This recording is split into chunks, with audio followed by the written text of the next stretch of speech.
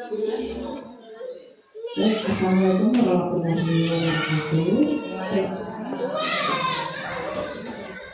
Selamat pagi, salam sejahtera untuk kita semua.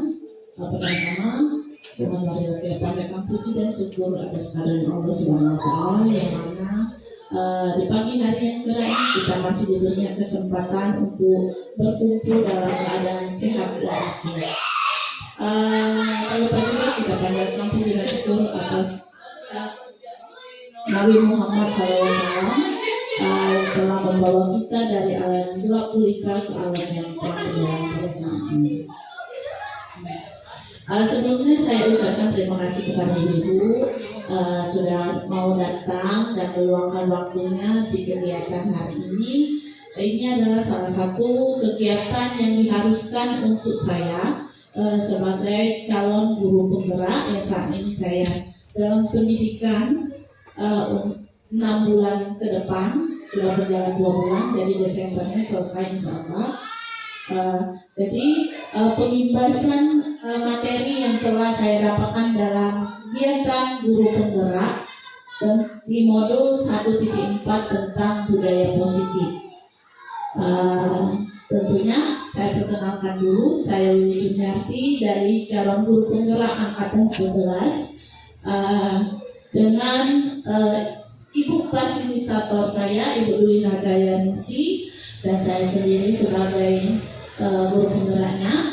Terus pendamping saya pengajar praktek Bapak Agung yang mana setiap bulannya memantau ke sekolah. Jadi saya selalu dipantau di sekolah per tiap bulan di mana perkembangan atas kegiatan ini. Jadi hari ini tujuan kegiatan kita, sebelum memasuki tujuan saya akan berpantun. Nanti kalau saya berpantun jawabannya apa? Jadi pergi mancing di Kalapajar. Pulang saat yang bawa ikan. Kita wujudkan ketika belajar budaya positif kita biasakan. Insya Allah di SMP Negeri 20 Pengena bisa kita terapkan dengan baik nanti. Baik, tujuan kita pada hari ini di sini saya menuliskan ada 5 tujuan kegiatan. Yang pertama, menumbuhkan budaya positif dengan menambahkan nilai kebajikan dan keyakinan kita kesepakatan kelas yang sudah dibuat. Tentunya ini untuk guru serta wali kelas yang ada di kelas, karena kesepakatan kelas ini dibuat siswa dan guru atau wali kelasnya. Jadi di kelas, tidak hanya di kelas. Terus yang kedua, menumbuhkan nilai-nilai profil pelajar Pancasila pada peserta didik dalam proses pembelajaran. Yang mana kita ketahui profil Pancasila ini terdapat 6. Ibu-ibu harus tahu sebenarnya ini. Yang pertama, beriman dan bertakwa kepada Tuhan yang Maha Esa dan berakhlak mulia. Terus inovatif, mandiri, bergotong royong, kebenekaan global, serta bernalar kritis. Itu anak murid kita harus ada di dalam 6 itu. Tetapi di sekolah kita terapkan di program P5-nya. Jadi kami ngambil di ketuhanan yang Maha Esa, dengan yang mana pada semester ini kita terapkan dengan pembiasaan menghafal Asmaul Husna, sehingga anak-anak nanti bisa hafal 99 nama Allah. Sebelum belajar dimulai, kita biasakan dengan penghafalan Asmaul Husna secara bertahap sesuai dengan kemampuan anak-anak. Karena kemarin waktu kita kegiatan itu sudah berlangsung waktu pesantren kilat, kita melihat kompetisinya ada dan cukup di situ anak-anak dengan semangat untuk menghafal itu. Jadi kita terapkan lagi di program sekolah kita, yaitu P5 dengan tema bertakwa kepada Tuhan yang Maha Esa. Terus yang ketiga, memahami konsep posisi kontrol sebagai pendidik. Ini tentunya untuk guru-guru harus memahami posisi kontrol, di mana kontrol kita sebagai manajer atau sebagai penghukum. Terus yang keempat, memahami konsep kebutuhan dasar manusia, nanti dijelaskan 5 kebutuhan dasar manusia. Jika 5 kebutuhan dasar manusia ini sudah terpenuhi, jadi intinya misalnya anak itu nakal, apa kebutuhannya belum dipenuhi. Nanti lebih dijelaskan di dalam lagi di materi berikutnya. Terus yang kelima, memahami penerapan segitiga restitusi. Ini menangani masalah tanpa masalah. Itu nanti tindakannya ke murid. Jadi guru mengontrol murid. Ibu-ibu di sini kan seorang guru. Jadi nanti akan kita bahas satu persatu. Saya bukan menggurui di sini, kita sama-sama belajar. Terus next. Nah, di sini saya buat pertanyaan pematik sebelum kita masuk ke 7 kategori budaya positif tadi. Yang pertama, apakah Anda setuju dengan pernyataan ini? 1. Hukuman dapat mendisiplinkan anak. Hukuman itu tentunya bergerak di fisik. Misalnya hukuman lari lapangan. Apakah setuju? Hukum dapat disiplinkan? Setuju ibu-ibu? Setuju.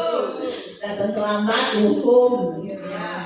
Terus ya, yang kedua, memberi hukuman seperti membaca atau membersihkan halaman sekolah dapat meningkatkan disiplin anak. Apakah misalnya anak tidak bisa membaca, kita suruh membaca atau tidak mengikuti pembelajaran pada saat jam pembelajaran matematika.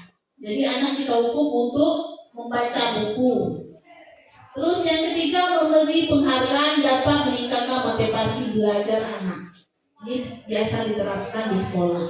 Jadi misalnya penghargaan atau tepuk tangan boleh sekecil itu ya, untuk anak termotivasi untuk belajar. Atau kalau lebih besar lagi, memberi hadiah untuk anak. Apakah itu sikap itu benar atau salah? Itu yang kita pahami sekarang. Next.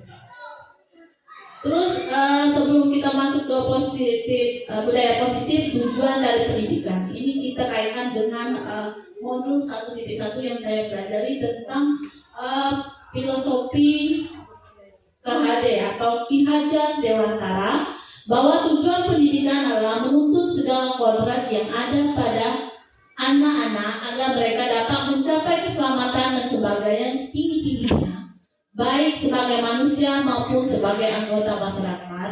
Oleh sebab itu, pendidikan itu hanya dapat menuntun tumbuh atau hidupnya kekuatan kodrat yang ada pada anak-anak, agar dapat memperbaiki lakunya, dalam kurung bukan dasarnya ya, hidup dan tumbuhnya kekuatan kodrat anak.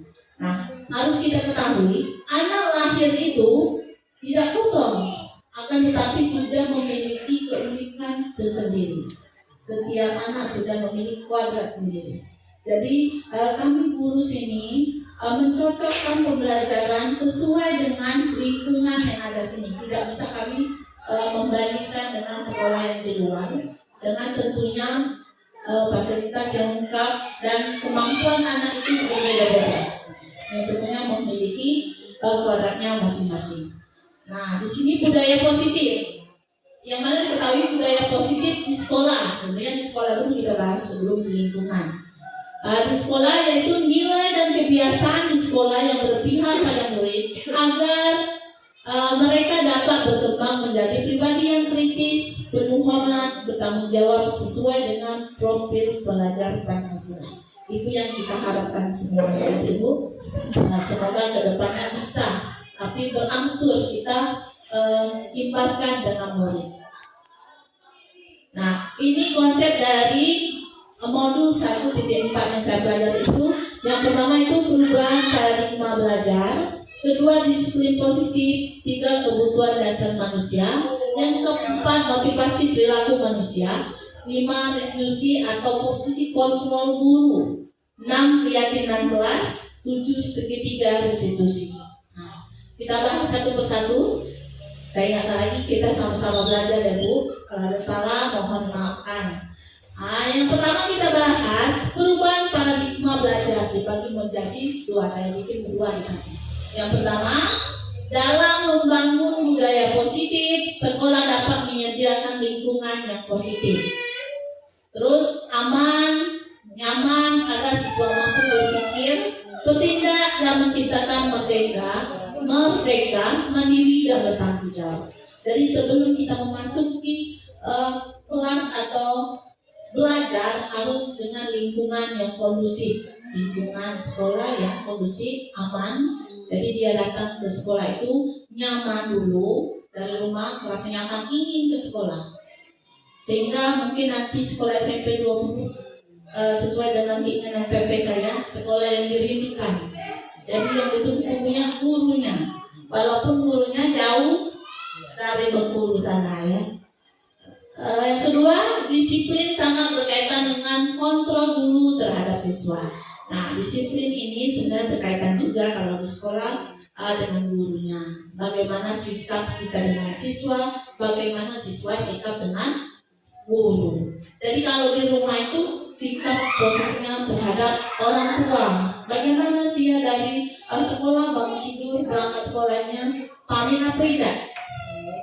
Nah, pamit sekolah dengan salaman. Begitupun orang tua yang mau belajar, nah itu merupakan budaya positif, salah satunya hal yang kecil bisa kita lakukan di rumah dan di sekolah. Next. Oh, contoh. Salah satu contoh boleh Bu? Contohnya biar lebih kita sama-sama belajar memahami. Di sini saya contohkan ada teman kita sebagai A, teman kita sebagai B. Jadi kita sebagai A ini memiliki menopang salah satu tangan, yang mana tangan kita itu kita bayangkan memiliki sesuatu yang penting atau bayangkan menyimpan sesuatu yang sangat berharga untuk kita. Pasti teman kita yang B ini membuat rencana untuk kita melepaskan barang yang berharga yang kita pegang. Jadi dengan cara mengiming-imingi atau mengintimidasi atau juga lepaskan, kalau kamu lepaskan saya kasih uang. Nah, gimana dengan keyakinan kita sendiri, mau lepas barang yang berharga ini atau tidak?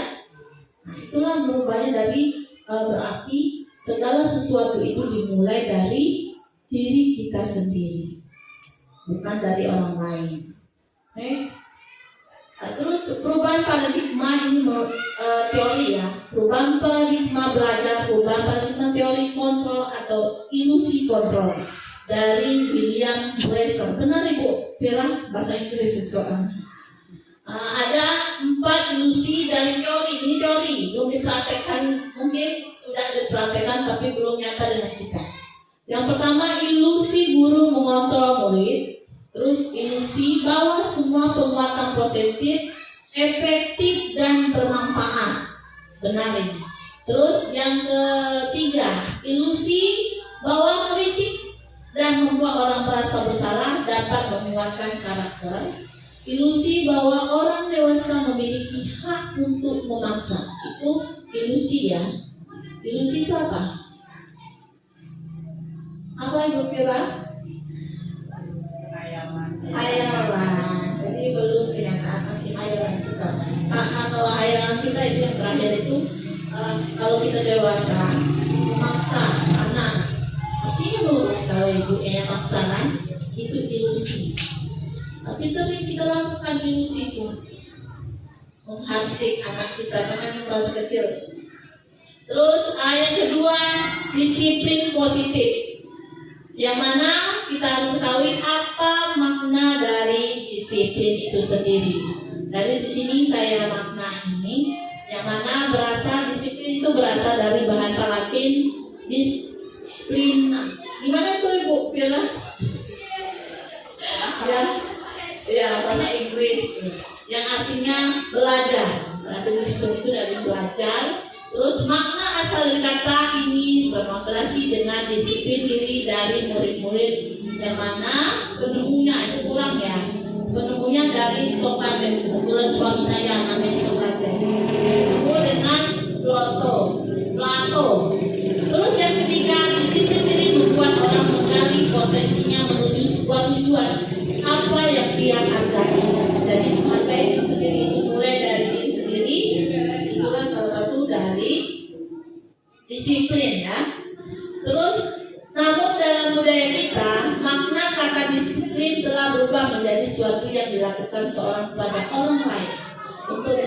kepatuhan, kecenderungan umum adalah menghubungkan kata disiplin dengan ketidaknyamanan, bukan dengan apa yang kita hargai atau pencapaian sesuatu mulia. Nah, itu dia pengertian disiplin. Terus yang mana yang satu lagi saya bikin, disiplin adalah kemampuan memerintah diri sendiri, mulai dari diri sendiri dalam mengontrol dan menguasai diri untuk memilih tindakan yang mengacu pada nilai-nilai yang kita hargai dengan penuh tanggung jawab tanpa terpinta orang lain. Nilai-nilai yang kita hargai adalah nilai kebajikan, sifat positif manusia yang merupakan tujuan mulia yang ingin dicapai setiap individu, yaitu nilai-nilai dan profil Pancasila tadi. Belajar Pancasila ada 6 tadi. Sebenarnya murid-murid sudah paham itu.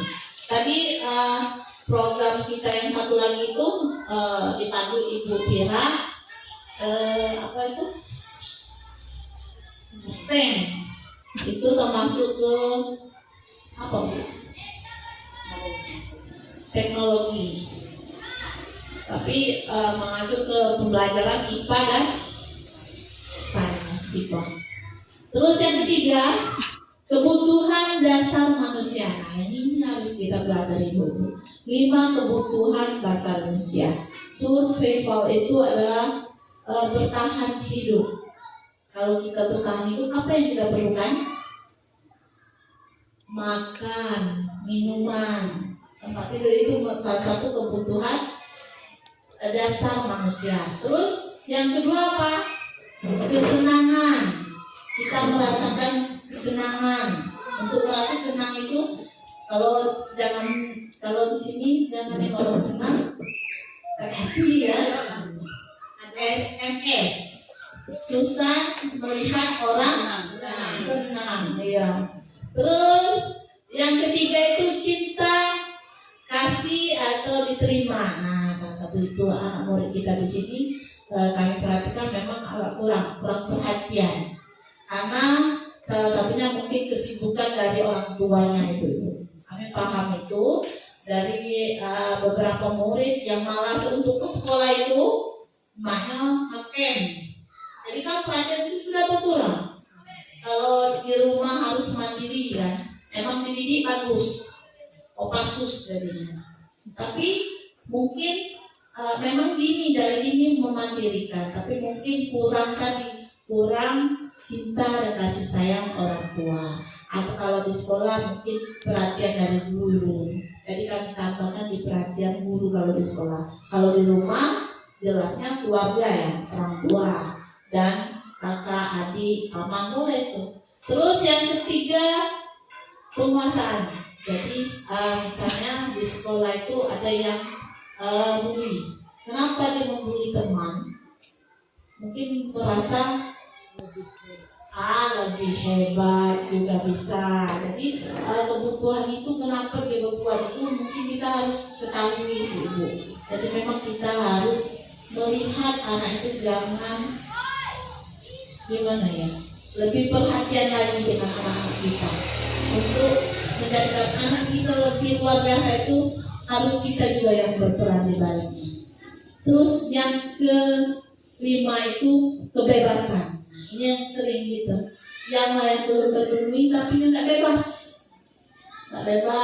tapi bebas di sini kita maknai bebas memilih. Misalnya kalau dalam pembelajaran bebas memilih proyek apa Bu, boleh mengajukan.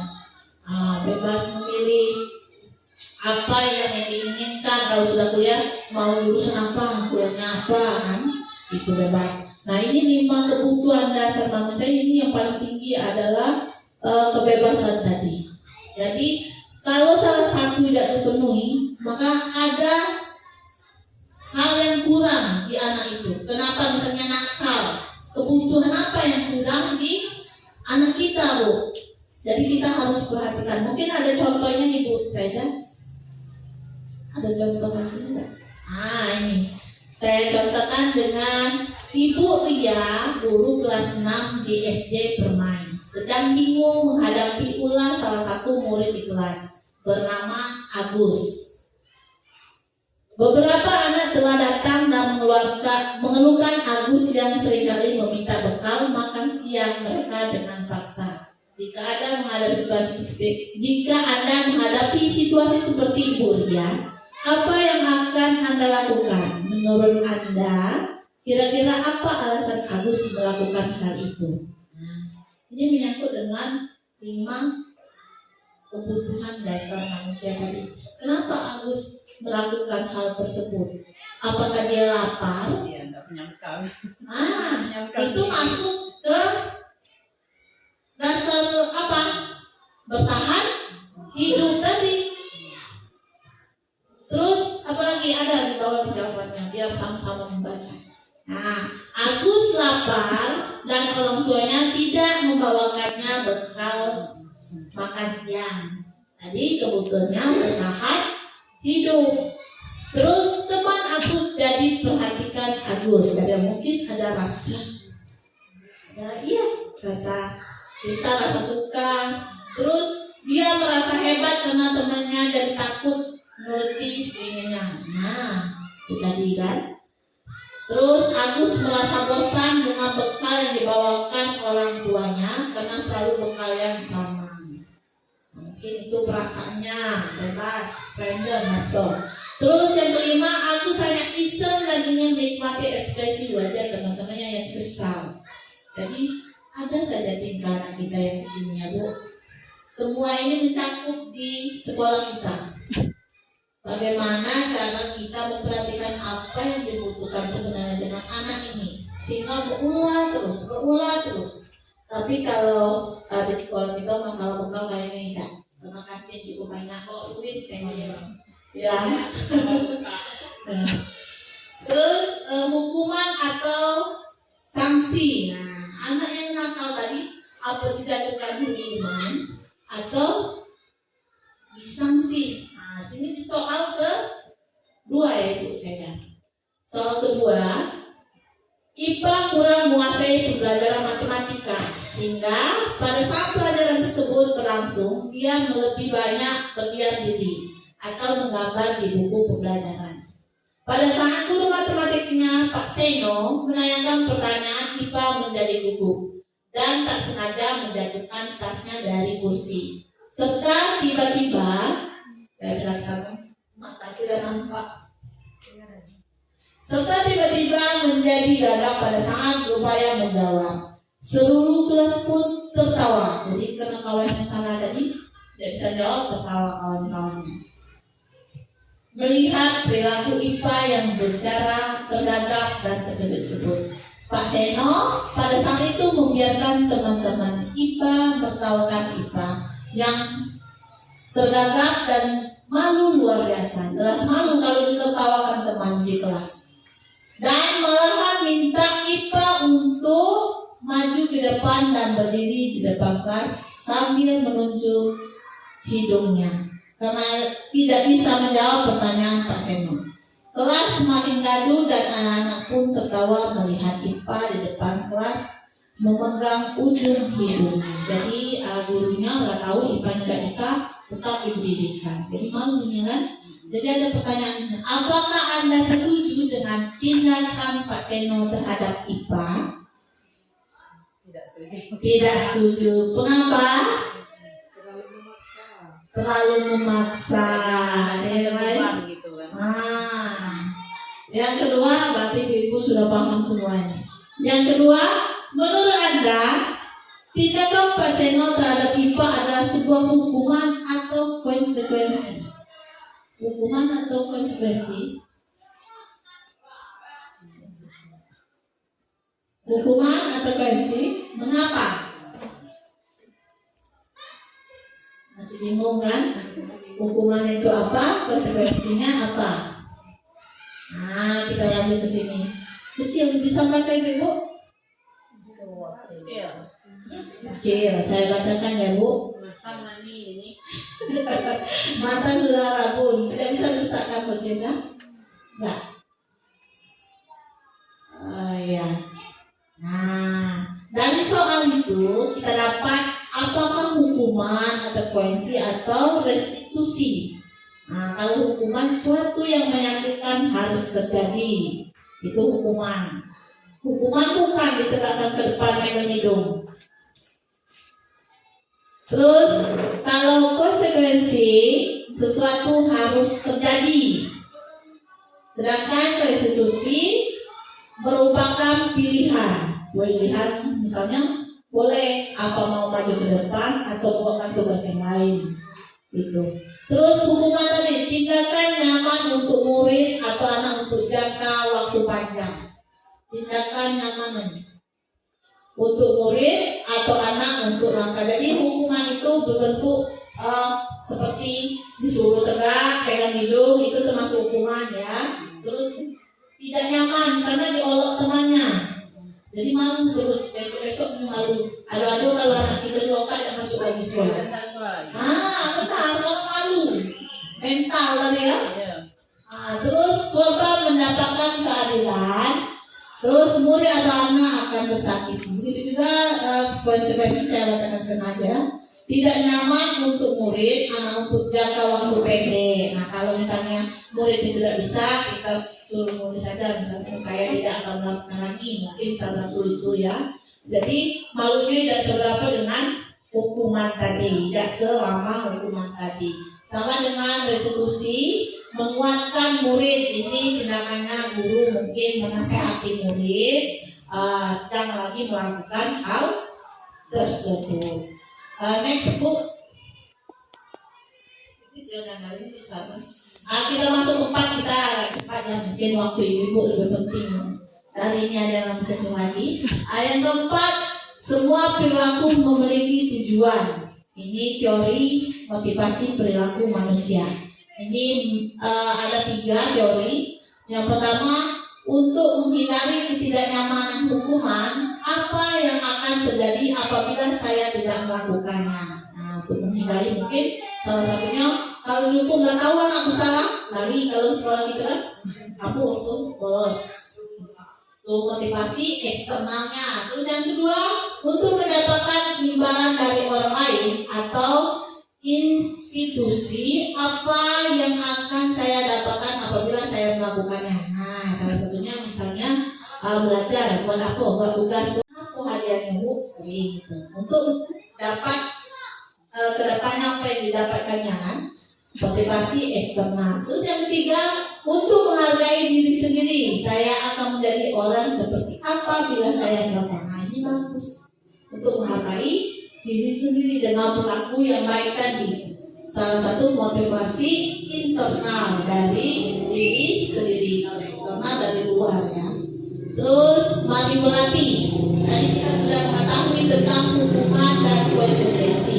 Nah di sini saya contohkan ada beberapa. Apakah soal ini termasuk hukuman atau konsekuensi? Nah sama-sama ngomong kita. Nah saya saja ngomong, jadi paham berarti. Nomor 1, lari mengelilingi lapangan basket 2 kali karena terlambat akhir di sekolah. Hukuman atau konsekuensi? Hukuman. Ibu Lena? Hukuman. Nanti kita cek ya. Nomor 1 nanti hukuman dijawab sama-sama ya. Terus yang kedua, membersihkan coretan yang dibuatnya di meja ditulis, itu hukuman atau konsekuensi? Apa, Bu? Ibu Leni? Apa tuh? Tidak terbaca. Yang kedua, membersihkan coretan tulisan di dinding bu. Dibuat di meja tulis. Hukuman atau konsekuensi? Pilih saja bu. Tidak ada benar tidak salah. Mencoba. Hukuman atau konsekuensi? Tahu. Konsekuensi. Oke, yang ketiga, murid diminta untuk push up 15 kali karena tidak menggunakan masker di sekolah. Hukuman atau konsekuensi? Hukuman. Terus menggantikan kertas tugas temannya telah dicoret-coret. Hukuman atau konsekuensi? Pintar itu.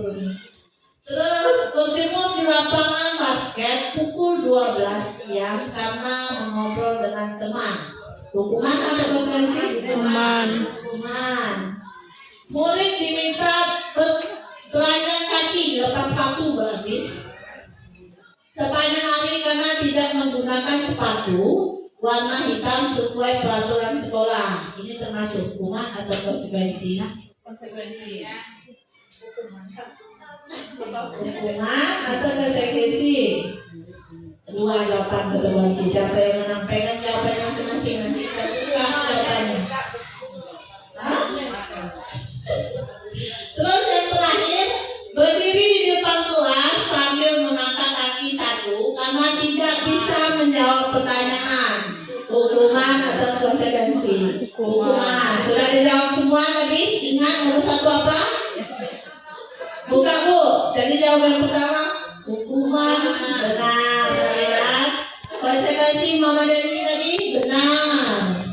Terus hukuman tadi hukuman. Konsekuensi betul. Bertemu di lapangan hukuman. Boleh minta hukuman. Benar atau jawabannya? 100 berarti. Ya, dapat sertifikat Bu. Terus yang kelima, restitusi posisi kontrol. Nah, ada 5. Penghukum, pembuat merasa bersalah, teman, pemantau, manajer. Jadi ibu-ibu di sini sekarang dari 5 posisi kontrol guru, ada di posisi mana? Sering menghukumkah? Sering buat merasa bersalah? Atau teman, pemantau atau manajer? Sering menghukum? Mantap. Suka memantau, pantau terus Bu. Jadi 5 ini nanti kita lanjut Bu. Nah, apa namanya tracking dulu ibu-ibu nih. Posisi kontrol itu pernyataannya, saya kecewa sekali dengan kamu ini, kata-kata yang sering kita katakan kan. Simpel mengatakan pembuat merasa bersalah. Jadi kita selalu membuat merasa bersalah. Orang itu jadi kelemahan salah bukan gitu. Terus kamu tidak pernah benar melakukannya. Berarti posisinya menghukum. Ayo lakukan demi ibu dan bapak. Nah, itu cara positifnya sebagai teman. Jadi kita teman. Terus apa kamu mau mendapatkan stiker bintang hari ini?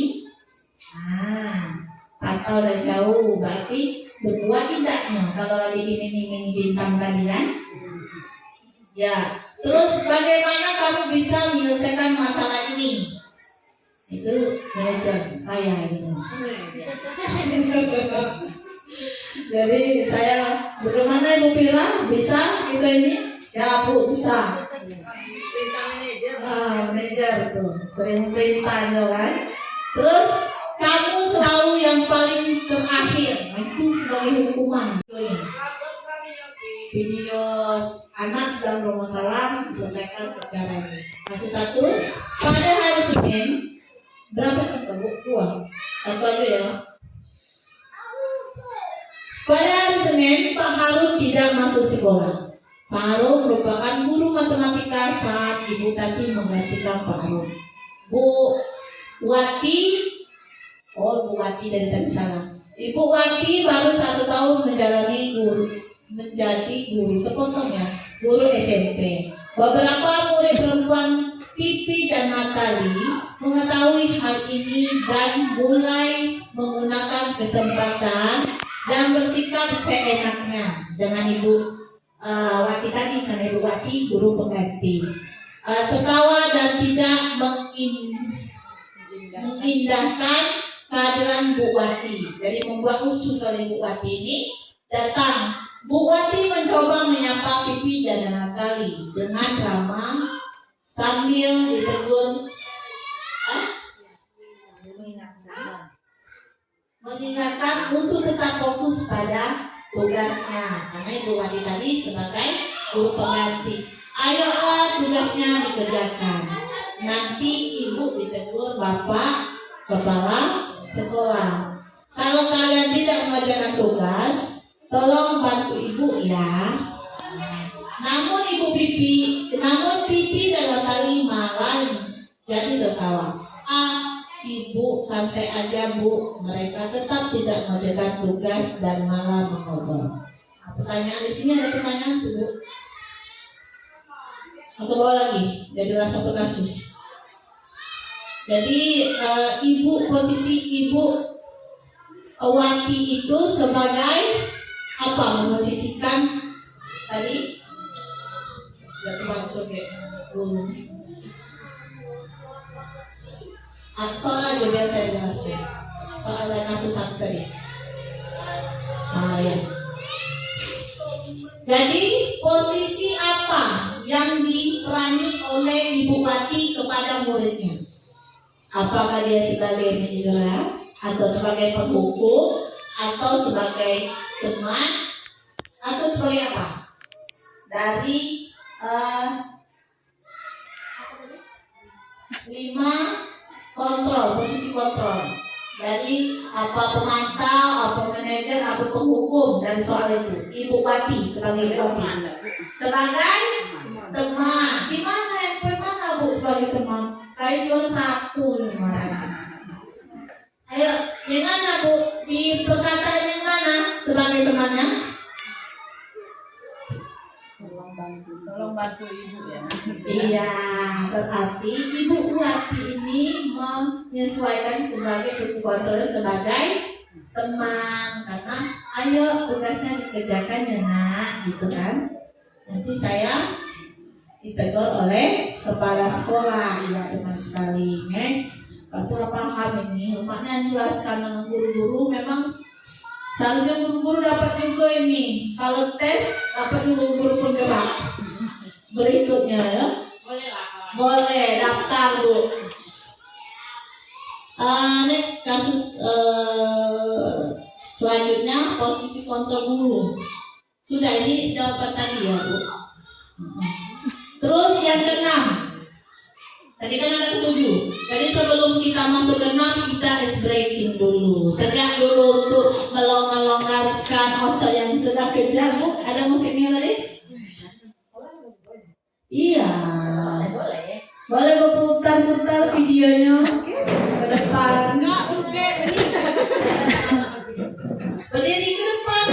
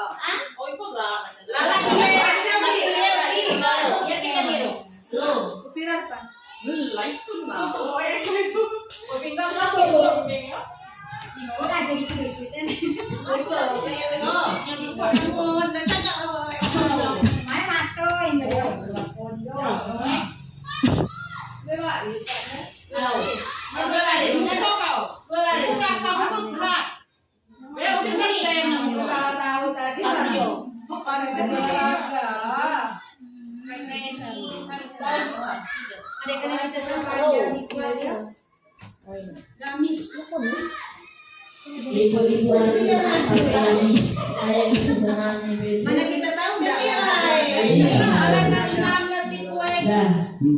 Ini ganti ya modelnya.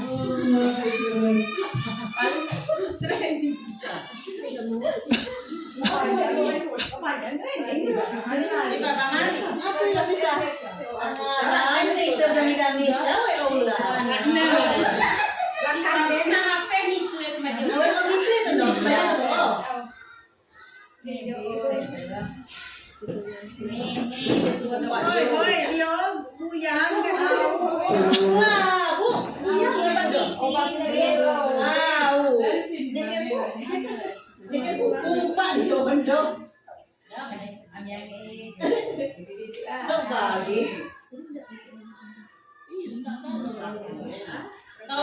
Kekerasan pada. Kalau tidak pagi bisa, coba ini. Nano. Tinggi menurut kamu dulu penjara pedi ya.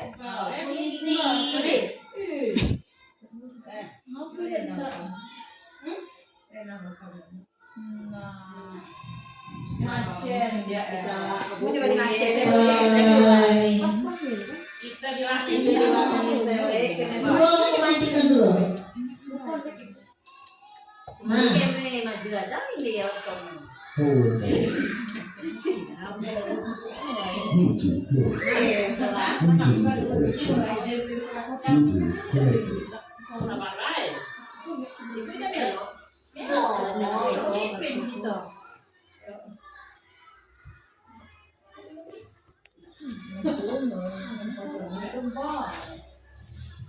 cek tadi enggak kali ya. Oh,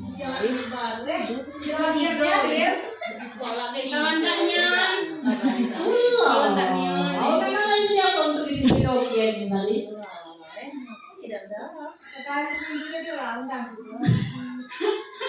Kelas itu jadi guru pamong bu. Kelas itu antri jadi kelas. Sedang guru pamong. Gaji 1 juta sehari. Iya. Ini begini doang. Tapi duitnya swadaya dengan ibu-ibu dulu. Kami yang Gimana bu? Ya mau. Jadi kata kita sebagai suaranya. Kenapa ya? Tadi enggaknya. Aku malu kayak gitu. Ayo.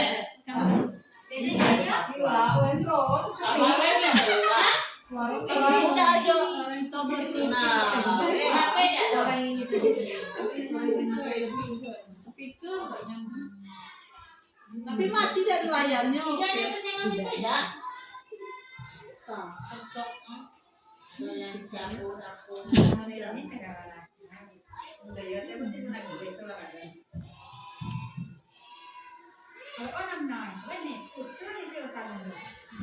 Ada sekian baru mah. Tinggal hanya di.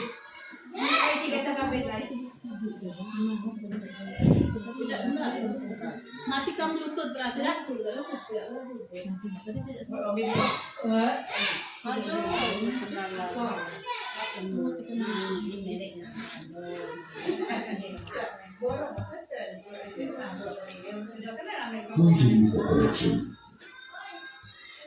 Sudah?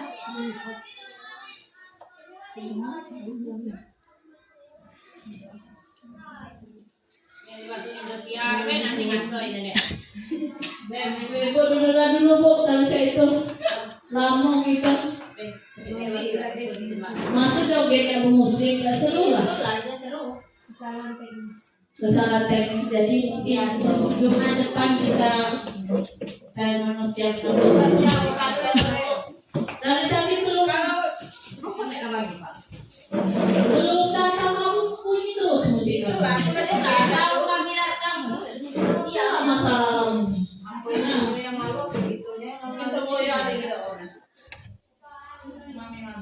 Udah, lalu aja, enggak. Pas ibu-ibunya balik lah, bisa. Balik lagi kami. Ada bunyi kan speaker nanti kali. Lupa.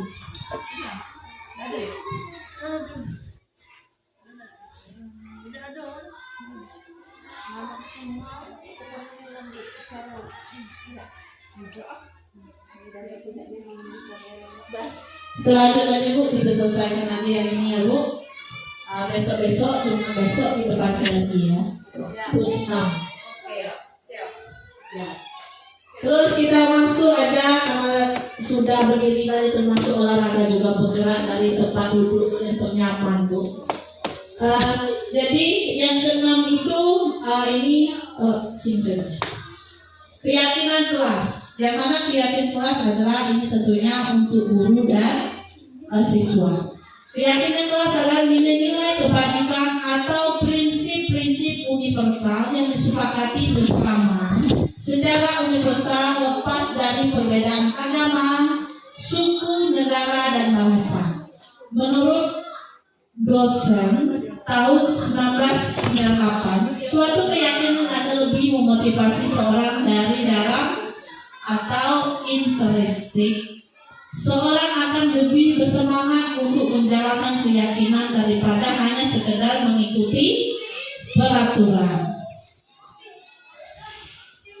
Keyakinan ini, keyakinan kelas itu, jadi kalau sudah ada keyakinan kelas, biasanya peraturan itu sudah tidak ada lagi, Bu, bisa ditiadakan karena sudah mencakup di keyakinan kelas. Misalnya contohnya keyakinan kelas itu tidak datang terlambat, tapi menggunakan kata positifnya datang tepat waktu.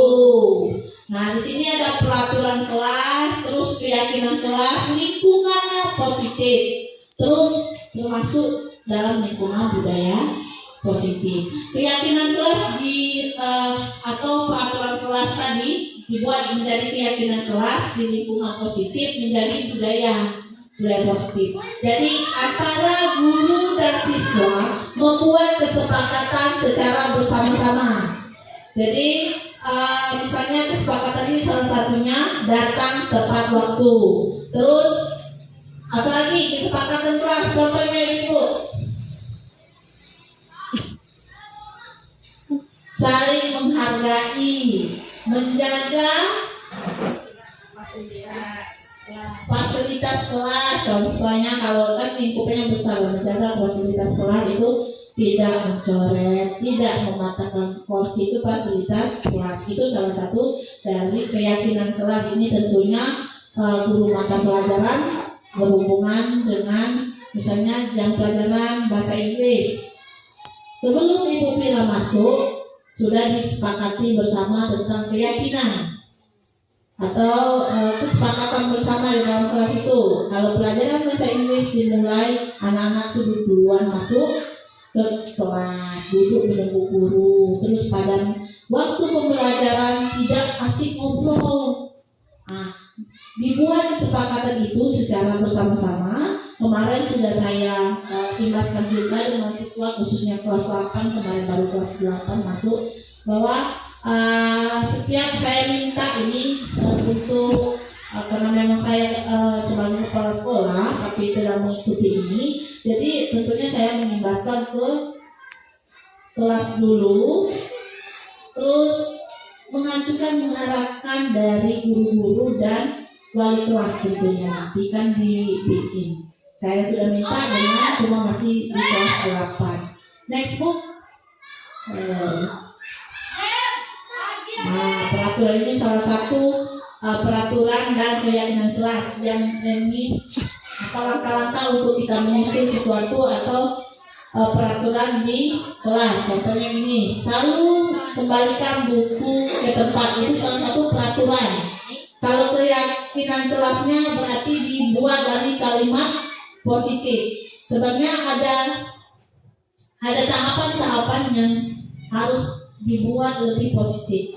Jangan menggunakan kata tidak. Misalnya tidak boleh makan di kelas. Apa kata positifnya? Nah, kita buat di kelas, tapi menggunakan kata yang bagus. Jangan menggunakan tidak. Tidak boleh ngobrol dengan kawan. Tidak boleh, tapi buat dalam bahasa itu ya Bu. Jadi dari kalimat yang positif. Jadi anak-anak juga dengar. Ini selalu kembalikan buku ke tempatnya. Lakukannya kita membuat itu. Jadi tanggung jawab kita sebagai misalnya murid. Kalau punya buku, kembalikan lagi ke tempatnya. Kalau sini kan, balik lagi ke kantor atau mungkin sudah dipercayakan oleh gurunya untuk satu orang yang mengkoordinir bukunya, letakkan di meja itu, terus satu ketua kelas yang membalikan ke kantor. Silakan dinikmati Bu, jangan ditengok saja kuenya. Ya. Hah? Minumnya ada di sini Bu, buka dulu. Nah, ada. Terus yang kedua, dilarang mengganggu orang lain. Nah itu peraturan. Nah kita buat kalimat positifnya menjadi menghormati orang lain dan diri sendiri. Terus yang ketiga, hadir di sekolah 15 menit sebelum pembelajaran. Kita ubah menghormati orang lain, komitmen. Nanti komitmen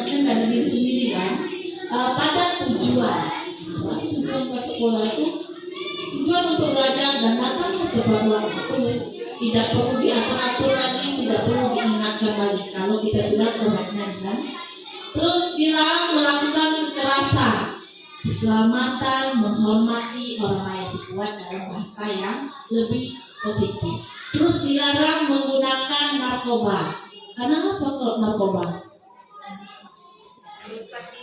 Merusak diri, itu berarti mengganggu kesehatan kita. Salah satunya kesehatan kita buat misalnya. Terus bergantian atau menunggu giliran. Kalau antri atau mengambil apa harus bergantian menunggu giliran. Nah, kita buat kalimat positifnya itu menghormati orang lain dan bersabar. Nah, kita banyak sabar, Bu. Terus gunakan masker. Ini gunakan masker untuk apa? Untuk kesehatan kita, untuk keselamatan kita menggunakan masker. Terus jangan berlari di dalam kelas atau koridor. Orang koridor kan ada di sekolah lain kalau itu ada teras dan kelas saja. Untuk keselamatan anak-anak kita sendiri. Kalau berlari-lari, lumpur meja, lumpur kursi, lumpur kaki, lagi nangis, ngadu maknya ngandun lagi di sini. Terus keyakinan kelas bersifat lebih abstrak daripada peraturan. Terus yang lebih rinci dan konkret. Terus keyakinan kelas berupaya pernyataan universal.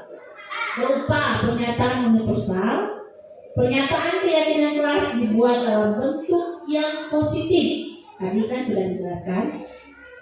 Terus keyakinan kelas sebenarnya tidak terlalu banyak.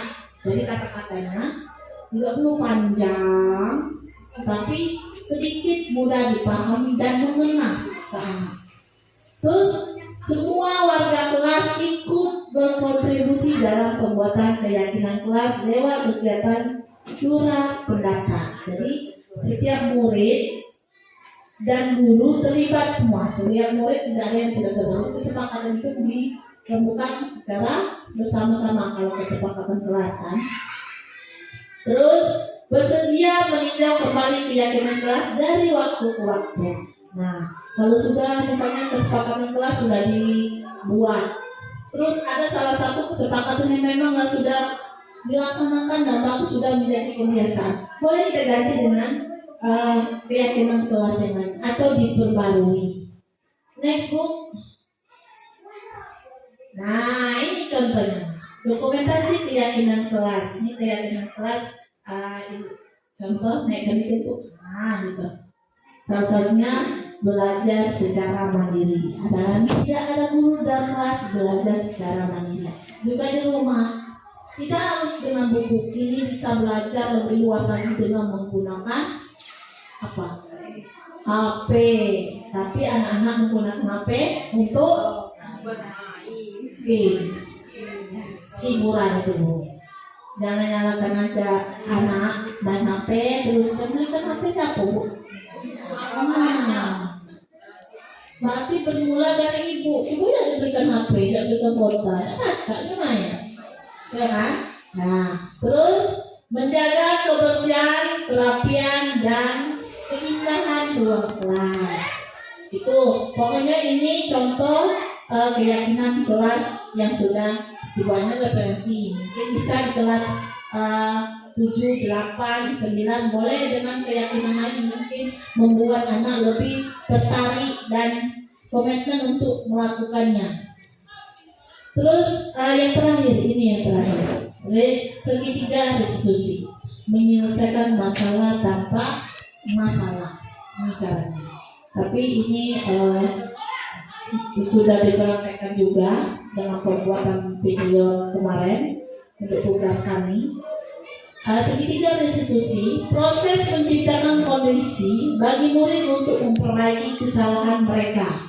Jadi anak-anak untuk melakukan kesalahan, kita membina yang bagaimana anak tidak melakukan kesalahan lagi, sehingga mereka bisa kembali pada kelompok mereka dengan karakter yang lebih kuat melalui restitusi guru. Terdapat ada 3 ya, Bu. 3. 1, membantu murid menjadikan lebih memiliki tujuan. Jadi tujuannya untuk apa? Misalnya ke sekolah kan. Disiplin, positif serta memulihkan dirinya setelah berbuat kesalahan. Jangan anak yang berbuat salah kita tekan apa itu dalam bahasanya, tidak kita arahkan tapi malah kalau ini biasanya menambahkan masalah, ya, ngomel, memaksakan kehendak kita. Terus membantu murid untuk jujur pada diri sendiri dan mengevaluasi dampak dari kesalahan yang dilakukan. Nah, ini tugas kita sebagai guru khususnya, membantu murid itu mengakui apa sebenarnya yang dilakukannya itu. Untuk jujur, misalnya melakukan kesalahan, apa dia merasa bersalah atau tidak, misalnya perbuatan biasa, mengakui perbuatannya itu salah. Jadi itu yang kedua. Terus yang ketiga, memberikan penawaran bukan paksaan. Nah, setelah dia melakukan kesalahan, sudah berlaku jujur, apa penawaran kita untuk misalnya tadi misalnya dengan teman, berkelahi dengan teman, bagaimana sikapnya untuk untuk dia melakukan tindakan dengan temannya. Kalau sudah mengakui dia memang saya salah, apa akan meminta dia untuk minta maaf, tidak melakukan lagi dengan temannya, itu salah satunya ya. Terus next book, nah ini salah satu segitiga restitusi. Segitiga restitusi ada 3: menstabilkan identitas, validasi tindakan yang salah, terus menyatakan keyakinan. Nah, terus tadi kalau satu contohnya itu kamu tentu, nah ini validasinya, contoh kata-katanya di sebelah kanan itu, kamu tentu punya alasan, menanyakan alasan anak mengapa melakukan kesalahan itu, tugas kita sebagai guru. Terus adakah cara yang lebih efektif untuk mendapatkan apa yang kami inginkan? Mungkin dia tadi merebut makanan teman tadi, salah satu contohkan apa alasan merebutkan, karena mungkin lapar, tidak membawa hal contohnya tadi. Terus bagaimana kita menstabilkan identitasnya, bagaimana permasalahan kita stabilkan.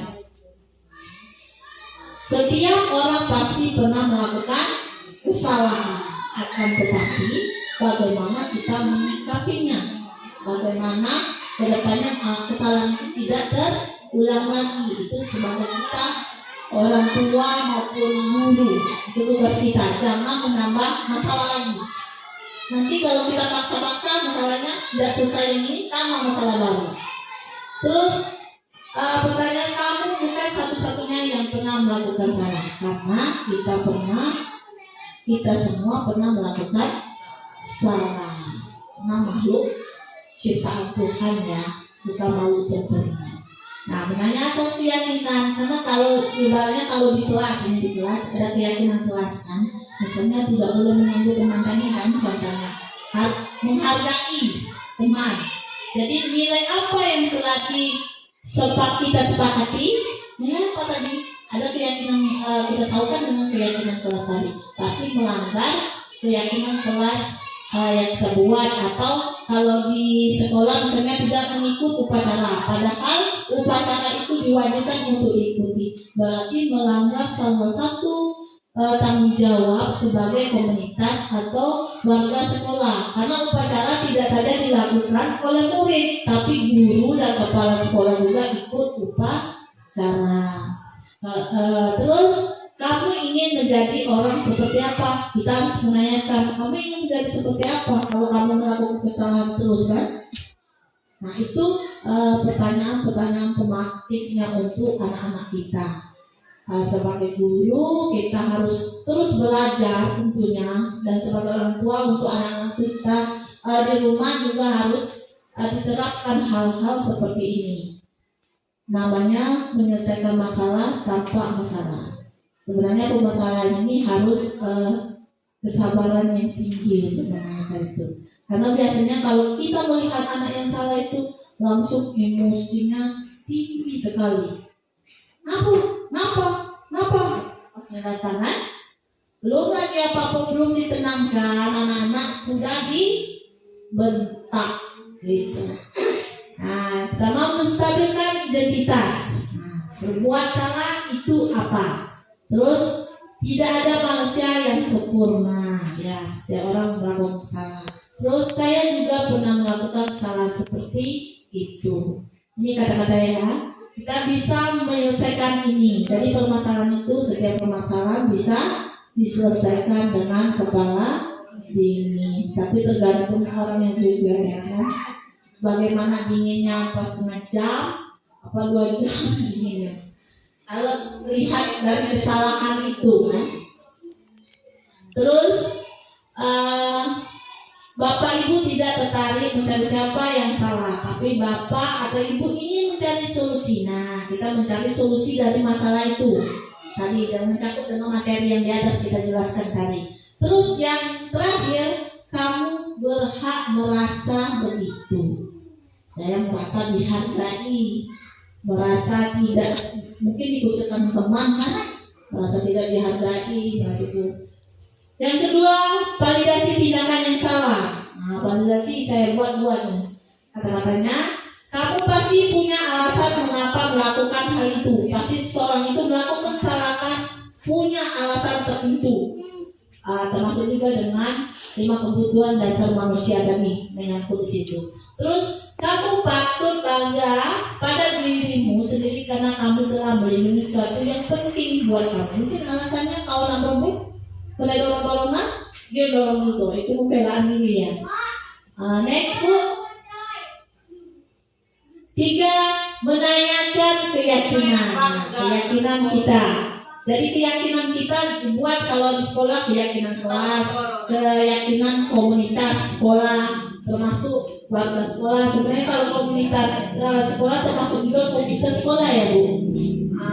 Satu, apa yang kita percaya sebagai kelas atau keluarga. Terus yang kedua, apa nilai-nilai umum yang kita telah sepakati. Nilai-nilai yang kita telah sepakati tadi, yang telah kita rembukan disepakati apa.